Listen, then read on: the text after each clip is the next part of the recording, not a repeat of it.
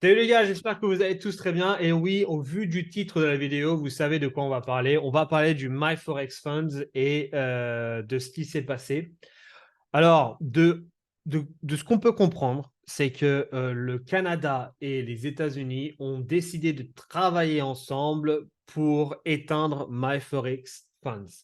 Alors, est-ce que c'est éteint officiellement? Non. On est sur la première étape de euh, congeler les comptes bancaires, congeler les entrées d'argent et les sorties d'argent de MyForex Fund. Et c'est pour cela que toutes les personnes qui attendaient un payout ne vont pas avoir de payout. Toutes les personnes qui ont payé un challenge ne vont pas être refund et leurs challenges ont été frozen, tout comme le mien. Mon challenge a été frozen. Dommage parce que j'étais en phase 2. Il me restait plus que 2% à faire. Donc triste. Mais c'est pas grave, on avance. Et du coup, MyForex Fund ont fait un tweet en disant que le 11 septembre, ils vont avoir un appel à la justice pour savoir ce qu'il va se passer pour la suite. Et dans la semaine du 11, ils vont aussi avoir un appel à la justice avec le Canada. Voilà, en gros, ce qui se passe. Maintenant, moi, mon avis, parce que j'ai reçu 4 messages sur Insta et des messages aussi sur mon Discord privé. Qu'est-ce qu'on fait? Qu'est-ce qui se passe? C'est quoi le futur? Bon, moi, ce que je vois, par logique et par fact, et d'ailleurs, on va pas, il y a pas de, on va pas parler de peur, etc. On va juste parler factuel. On a besoin d'être factuel ici, ok?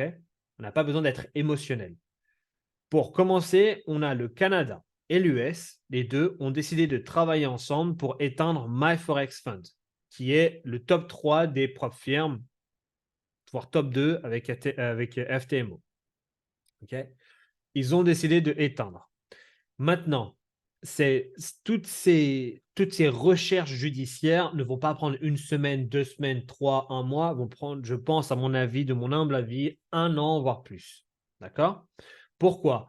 Parce que la justice, leur priorité pour la justice, c'était d'éteindre le business de MyForex Funds. Mais ce n'est pas une priorité pour eux de résoudre ce problème-là. Vous comprenez? Donc, c'est pour ça que ça va prendre du temps. Et en plus de ça, vous devez vous poser des questions.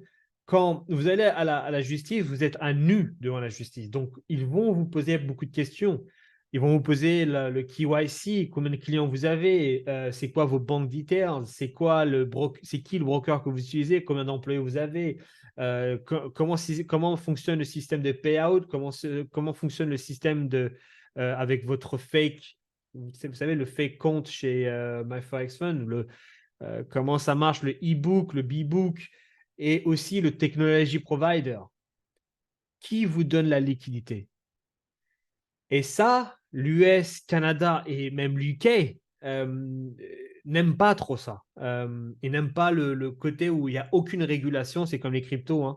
On sait que les pays n'aiment pas la crypto parce qu'il n'y a aucune régulation, mais c'est beaucoup plus grand. Donc, c'est beaucoup plus difficile d'éteindre ça. Mais par contre, en termes de technologie provider, ce qui, moi, m'inquiète, c'est ça. C'est qu'on sait qu'aux US, du moins aux US, je ne sais pas le Canada, mais je pense que ça doit être la même chose. Du moins aux US, on utilise la même technologie provider, la même liquidité. C'est tout le temps la même compagnie qui procure ça. Moi, la peur que j'ai derrière, c'est quoi? C'est que premièrement, cette compagnie peut potentiellement être éteinte parce que si ils ont bloqué MyForex Fund, ils peuvent ensuite aller voir la technologie provider et dire, écoutez, on aimerait que vous cessez vos opérations jusqu'à un nouvel ordre et jusqu'à qu'on puisse résoudre et comprendre et réguler tout ce que vous êtes en train de faire. Et donc, à ce moment-là, cette liquidité, cette technologie qui est utilisée par plusieurs propres firmes va avoir un impact sur les autres propres firmes. Ou il peut y avoir ça, ou bien il peut y avoir une autre technologie qui dise, oh, écoutez les gars, en tant que broker ou bien provider de liquidité pour X propre firme, je préfère arrêter notre collaboration ici. On s'est fait un tas de thunes, on s'est fait beaucoup de thunes. Hein. Je pense que là, il vaut mieux que moi, je me sécure et que je sauve mon cul et que vous vous démerdez. Et moi, c'est un peu ça que j'ai un peu peur là. Les régulations, on sait que ça devait arriver. Je pense qu'on n'a pas appris des erreurs du passé. Il y a 1 an, je crois que c'était MyFund, je sais plus, je crois que c'était TF ou je sais plus, mais il y avait une prof firme qui était, le CEO, c'était Jessica. Et pareil, cette prof firme a été fermée et jamais ils ont réouvert, jamais ils ont payé, ils ont fait les payouts qu'il fallait faire pour, après, parce que voilà, derrière, vous devez payer une amende.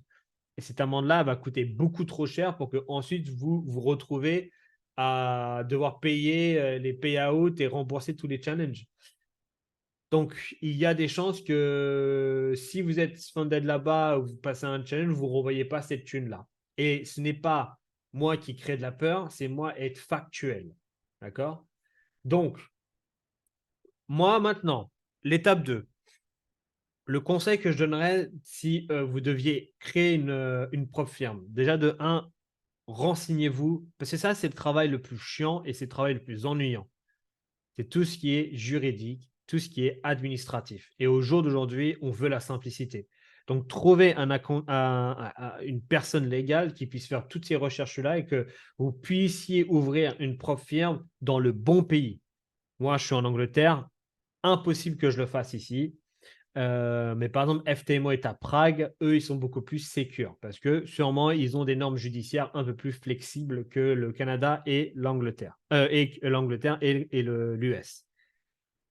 Deuxièmement, quand vous créez des comptes, même en tant que créateur de propre firme, n'essayez pas de créer des comptes dans le pays actuel où vous êtes. Pareil, délocalisez-vous ou bien utilisez des comptes avec très peu de KYC. Et ça existe aussi, pour que vous soyez protégé. Maintenant, si vous êtes un trader comme moi, qui attendait un payout ou qui passait un challenge, etc., bon, it is what it is. Mais la leçon derrière à apprendre, c'est quoi? C'est qu'une propre firme peut fermer du jour au lendemain. Parce que c'est ça qu'ils disent dans le tweet. C'est qu'ils n'ont pas eu de prior notice. Ils n'ont pas eu d'annonce. C'est vraiment, hop, les gars, on a tout freeze. Et là, vous vous trouvez en mode, bah, il se passe quoi?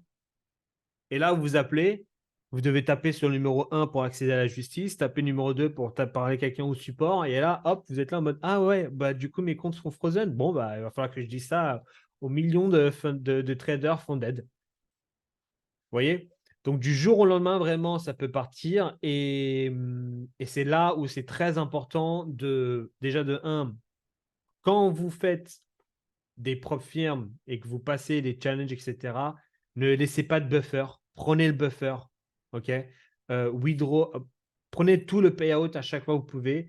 Et votre objectif, ce n'est pas d'être riche à travers les propres firmes, c'est de vous faire payer à travers ces propres firmes-là pour mettre votre argent que vous êtes en train de gagner à travers les propres firmes dans votre compte perso et petit à petit, créer votre compte perso pour pouvoir trader avec.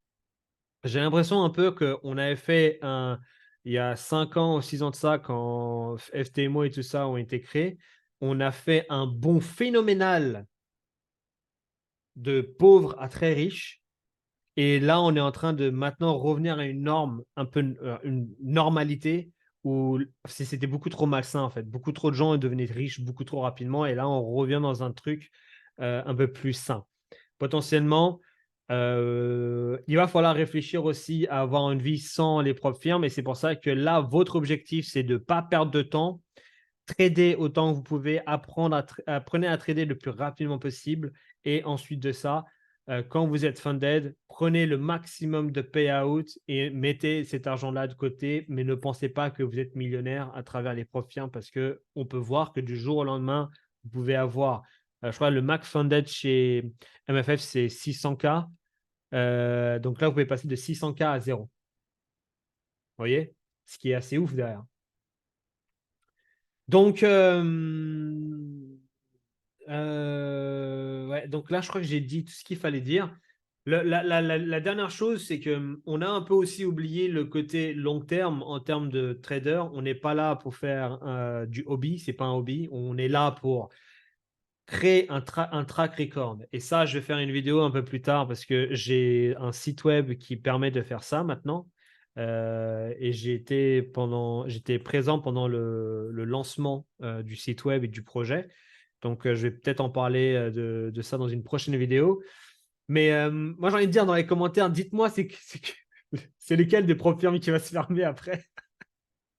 Non, c'est pas drôle en vrai. C'est pas drôle. C'est même moi, je suis affecté. Hein, donc, et je connais plein de potes qui sont affectés aussi. Donc, c'est pas drôle. Mais il faut juste vous dire, les gars, que voilà, prenez votre payout, sortez. Les profils sont là, mais pas pour toujours. Donc, soyez vigilants et prenez soin de vous, les gars. D'accord? N'hésitez pas encore une fois hein, de partager la vidéo, de mettre un commentaire et de liker parce que je lance cette YouTube channel et donc du coup, ça pourrait vachement m'aider. Voilà, prenez soin de vous et à la prochaine.